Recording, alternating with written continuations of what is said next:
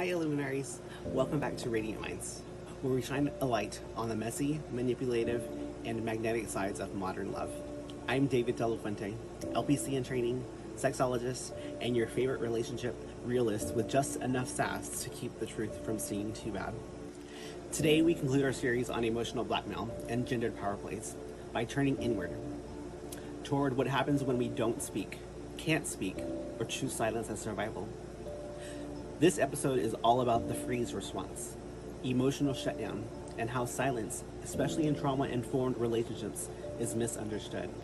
We often talk about fight or flight, but there's another survival strategy, just as powerful: freeze. According to Dorahy et al. In 2013, the freeze response is dissociative, immobilized state, triggered when the nervous system detects overwhelming threat but sees no viable escape or confrontation. This is common in trauma survivors, especially those in emotionally coercive relationships, where speaking up feels dangerous.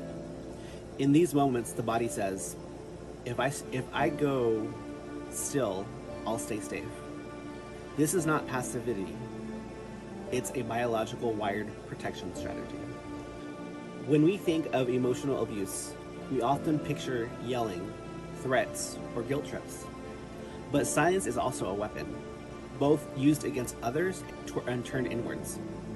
Najjar et al. Of 2022 studied trauma survivors and found that many described going blank or emotionally disappearing during and after abusive experiences. This is particularly true when manipulation is subtle, when love is withheld rather than attacked.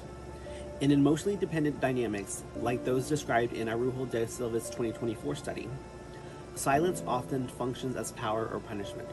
The emotional dependent partner may freeze to avoid conflict and abandonment. The narcissistically structured partner may use silence to assert dominance. It becomes a painful dance of disappearance. Let's zoom in on gender. In her analysis, Araújo de Silva 2024 links emotional dependence in narcissistic behaviors with systematic gender inequality, especially when femininity is socialized to endure and to remain emotionally available. Research from Dorahy 2020 supports this. Survivors of gender-based violence often internalize the freeze response as shame. Many describe their silence as a choice, but as self-erasure, a learned survival skill in systems where speaking up risks punishment or disbelief.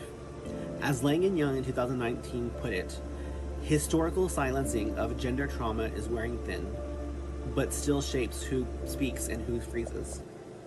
Freeze can show up as emotional flatness, overthinking but underfeeling, smiling while just describing distress, and I don't know responses when the body clearly does.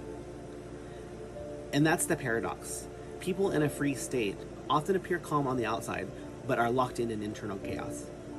According to Najjar et al. In 2022 and Ogden in 2021, unaddressed freeze states can lead to chronic dissociation, emotional withdrawal, and relational disconnection.